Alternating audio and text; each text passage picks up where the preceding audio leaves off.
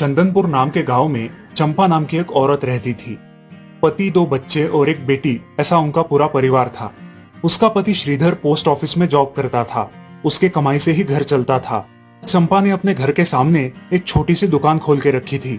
उससे उसे जो भी मुनाफा होता वो अपनी बेटी की शादी के लिए जमा करके रखती। ऐसे ही बहुत दिन बीत जाते हैं। अब बच्चे भी बड़े हो जाते हैं। बड़ा बेटा अशोक डॉक्टर और छोटा बेटा रवि वकील बन जाता है और दोनों अपनी ट्रेनिंग पूरी करने लगते हैं।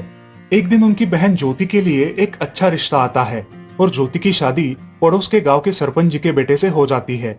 ज्योति बहुत ही कामचोर और गुस्सा करने वाली होती है। इसी कारण उसके ससुराल से उसे निकाल दिया जाता है। वो अपने पति को लेकर अपने मायके रहने आती है। अब चंपा का जमाई दुकान चलाता है और चंपा और ज्योति आराम से वहाँ रहती है। अरे ज्योति, जरा अपने कामचोर पति को कुछ काम करना क्यों नहीं सिखाती हो? कुछ काम का नहीं है वो। अरे हाँ माँ, उनके पिताजी ने तो उन्हें ही घर से निकाल दिया और हमारे माथे मर दिया। जाने दो, पति है। माँ और बेटी इसी तरह तानेबाजी करती रहती। अब बड़े बेटे अशोक की शादी उन्हीं के गांव के एक लड़की से करा दी गई, लेकिन उस लड़की से भी चंपा बहुत काम करवाती और वो बेचारी सासू माँ का आदर करके सब काम चुपचाप करती थी। एक दिन वो काम करके थक गई और एक जगह पर बैठ गई।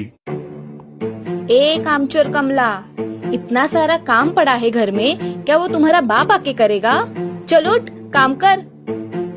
हाँ हाँ माँ जी, करती हूँ।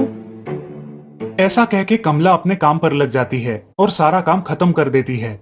चंपा अपने बेटे अशोक से घर आने के बाद चुगलियां किया करती थी। अशोक घर आकर कमला को बहुत भला बुरा कहता और कभी कभी तो उस पर हाथ भी उठाया करता था। ये सब रवि देखा करता था और रवि को बहुत बुरा लगता था। अशोक मारने आता तो रवि बीच में पड़ जाता और माँ बाप को डांटता था और वही झगड़ा खत्म हो जाता था। ऐसा बहुत दिन चलता रहा। रवि को रंजना नाम की एक लड़की बहुत पसंद थी, जो कि एक न्यूज रिपोर्टर थी। क्या तुम मुझसे शादी करोगी? मुझे तुम बहुत पसंद हो। हाँ, मगर रवि, तुम्हारे घर में तुम्हारी माँ का बर्ताव मुझे बिल्कुल पसंद नहीं है, इसीलिए पहले तुम इसका कोई हल निकालो। अरे रंजना, मैं हूँ ना तुम्हारे साथ, तुम्हें टेंशन की क्या बात है? मगर रवि, तुम भी अगर मुझे मारने पीटने लगे तो मैं तुम्हें कोर्ट में खींचूंगी। अरे हाँ बिल्कुल, वो तो तुम्हारा अधिकार है। अगले दिन रवि अपने घर में रंजना के बारे में बताता है। रवि की माँ चंपा उसे साफ मना कर देती है। रवि, तुम्हें कुछ समझ आता है या नहीं? अपनी बिरादरी की लड़की से शादी करो बेटा। इस घर में ये आखिरी शादी है और मेरे भी कुछ अरमान है बेटा। अजय, आप कुछ कहते क्यों नहीं? हाँ बेटा, तुम्हारी माँ सही कह रही है, तुम इसकी बात मान जाओ बेटा। नहीं पापा, मैं शादी करूंगा तो सिर्फ रंजना से, वरना मैं शादी नहीं करूंगा। सब चुप हो जाते हैं। अगले दिन रवि मंदिर से शादी करके घर आता है। सब अचरज से रवि की ओर देखते हैं और चुपचाप अपने कमरे में चले जाते हैं। कमला उन दोनों का स्वागत करती है और वो दोनों अपने कमरे में जाते हैं। कैसे लगा मेरा घर? अच्छा है, मगर सब मिलजुल के रहे तो और भी अच्छा होगा। रंजना, तुम्हें मेरी माँ को सबक सिखाना होगा, तभी घर के सारे सदस्य ठीक हो जाएंगे। ठीक है रवि, जैसा तुम चाहो। अगले दिन रंजना अपने घर के मंदिर में पूजा करने जाती है। तभी रुको, मेरे भगवान के मंदिर में तुम मत आओ, जाओ यहाँ से। ये कहकर सास रंजना को वहाँ से भगा देती है और घर के किसी भी काम को करने से मना कर देती है।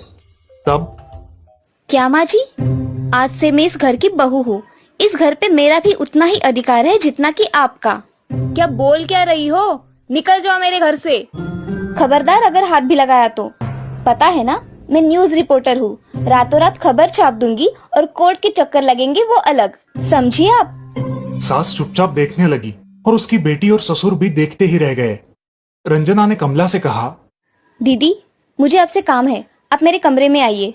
और हाँ, आज से खाना ज्योति दीदी आप बनाएंगी। अरे माँ, तुम कुछ बोल क्यों नहीं रही हो?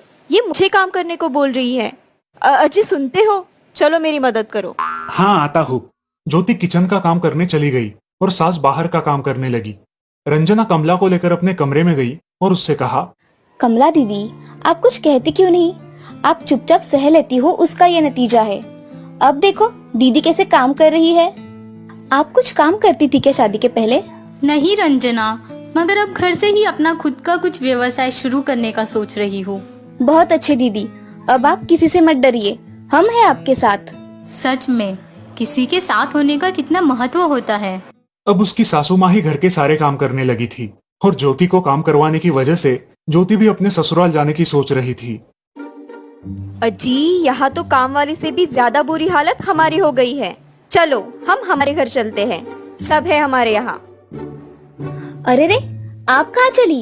अभी भी काम बाकी है। ज्योति का पति रंजना से धन्यवाद कहता है और ज्योति को लेकर अपने घर चला जाता है। अब सासू माँ एक दिन पूरा काम करके इतना थक जाती है कि उसके बदन में बहुत दर्द होने लगता है।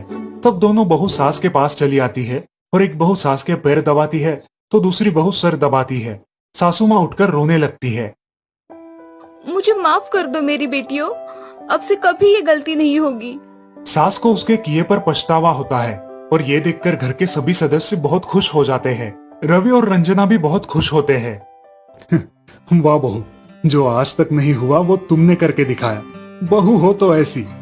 रंजना अपने बर्ताव के बदले माफी मांगती है और अब सब लोग खुशी खुशी रहने लगते हैं। तो दोस्तों, इस कहानी से हमें ये सीख मिलती है कि हम सब मिलके परिवार बनता है और हम सब परिवार का महत्वपूर्ण अंग होते हैं। परिवार के काम मिल बांट कर करना ये हमारी वैयक्तिक जिम्मेदारी है।